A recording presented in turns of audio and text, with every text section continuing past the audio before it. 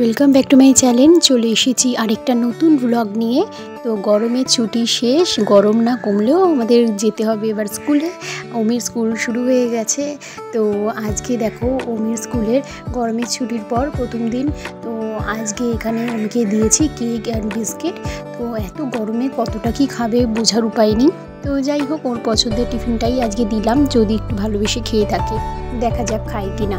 আর যা মারাত্মক গরমে তো পুরো বাচ্চাদের আরোই কষ্ট স্কুলে যেতে। তো কিছু করার নেই, স্কুল যেহেতু খুলে গেছে যেতে তো হবেই। আর এখানে দেখো বাইরে এই সকাল 7টার সময় কি রোদ, মানে এতটাই রোদ উঠেছে, মানে তাকানো যাচ্ছে না বাইরের দিকে।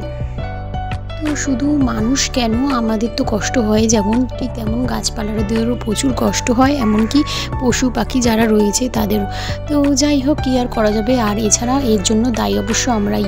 এই যে গাছপালা কেটে যে সব বাড়িঘরগুলো তৈরি হচ্ছে, এইসবের জন্যই এইসব আমাদের প্রকৃতি নষ্ট হচ্ছে, ব্যালেন্স নষ্ট হয়ে যাচ্ছে প্রকৃতির। তো কিছু আর করার নেই, আমাদের তো খুবই উচিত বৃক্ষরোপণ করা। তো যাই হোক, আর এখানে দেখো আমরা এখন যাচ্ছি স্কুলের পথে, ওমিকে নিয়ে যাচ্ছি। তো ওমি তো খুবই এক্সাইটেড, আজকে স্কুল খুলছে অনেক দিন পরে, গরমের ছুটির পর আবার বন্ধুদের সঙ্গে দেখা হবে। তো ছোটোবেলায় আমরাও কিন্তু এরকমই অপেক্ষা করে থাকতাম, গরমের ছুটির পর, পুজোর ছুটির পর এভাবেই ওয়েট করে থাকতাম আবার কখন বন্ধুদের সঙ্গে দেখা হবে। তো যাই হোক, ছোটোবেলার থেকেই এই জিনিসগুলো তৈরি হয়, যেটা বড় বয়সেও বন্ধুদের সঙ্গে সম্পর্কটা অটুট থাকে। তো এখানে দেখো ওমি এখন যাচ্ছে, যা বললাম, আর ও ভাবছে কত তাড়াতাড়ি স্কুলে পৌঁছাবে। তো আমাকে কন্টিনিউ বলে যাচ্ছিল যে তাড়াতাড়ি বলো রিক্সা দাদুকে তাড়াতাড়ি করে রিক্সা চালাতে। তো যাই হোক, এখন তো চলেই এলাম স্কুলে সবাই এসেছে, উঁচু ক্লাসদের আবার পরীক্ষাও শুরু হয়ে যাবে। তো এখন ওমিকে স্কুলে দিয়ে তারপরে যা গরম পড়েছে।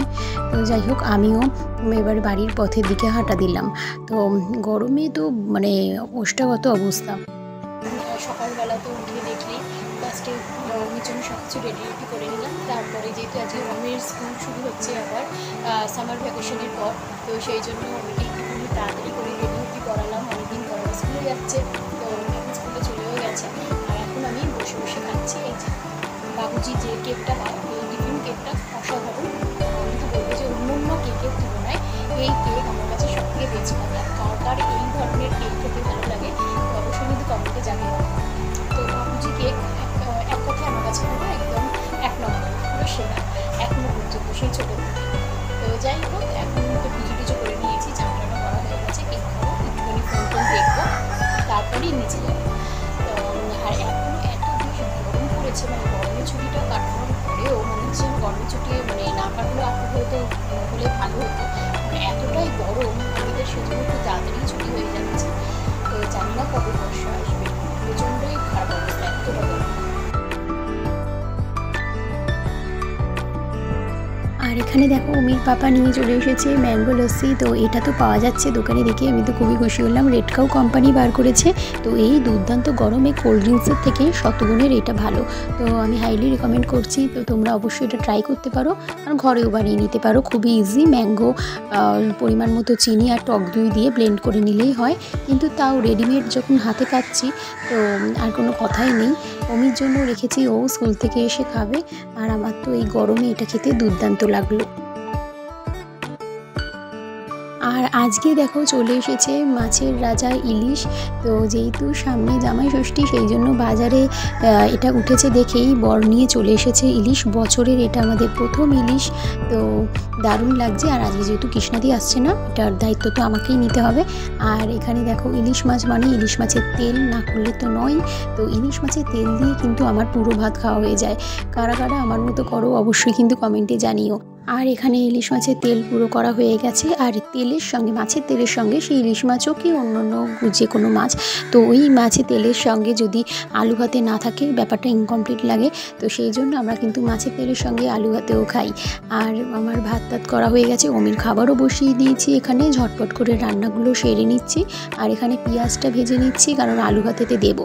আর যা দুর্দান্ত গরম পড়েছে, রান্নাঘরে তো সাংঘাতিক অবস্থা থাকা, এখন রান্নার কাজ করা এক্সস্ট ফ্যানও কোনো কাজ করছে না, কি বলবো, এক্সস্ট ফ্যান চালিয়েও গরম কমছে না। স্বাভাবিক এই যা গরম পড়েছে দিনে দিনে, সেটা কি আর কমে? তো এর জন্য অবশ্যই আমরা হয়তো দায়ী, কারণ প্রচুর পরিমাণে গাছ লাগানো উচিত। গাছ মানে অত্যাধিক হারে কেটে দেওয়ার জন্য গ্লোবাল ওয়ার্মিং হচ্ছে, সেই জন্যই এইসব কাণ্ড। আর আমাদের এখন ঘরে ঘরে এসি ছাড়া তো উপায়ও নেই, যা গরম পড়েছে। তো যাই হোক, এখানে দেখো তাড়াতাড়ি করে রান্নাটা সেরে নিলাম। দিয়ে রান্না সারার পর প্রধান কাজ হচ্ছে এটাই, পুরো রান্নাঘর ক্লিন করা, গ্যাস ট্যাস ভালো করে মোছা, নয়তো তেল চিটে পড়ে গেলে ব্যাস উঠতে অনেক অসুবিধে। আর এখানে রান্নাঘরে এখানে করে নিয়েছি মাইক্রোওভেনের মধ্যে সর্ষে ইলিশ। তো এই সর্ষে ইলিশটা করা তো একদমই ইজি।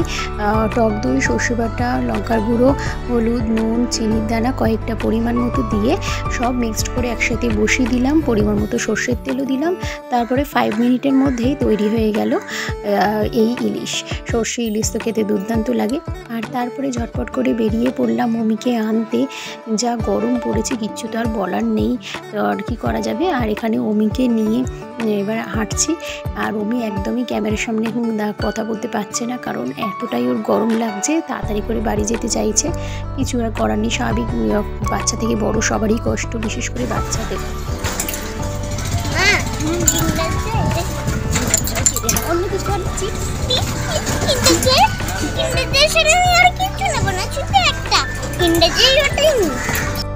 তো অমির কথাগুলো আশা করি অবশ্যই শুনলে তোমরা। কি কাণ্ড, প্রতিদিনই এরম বলবে কিছু না কিছু দিতে, তো আমি তো অবশ্য দিই না, মাঝে সাঝে দিই। তো চলো আজকের ব্লগ এখানে এন্ড করলাম, আবার দেখা হবে তোমাদের সঙ্গে নেক্সট ব্লগে। সবাই খুব ভালো থেকো, গুড বাই।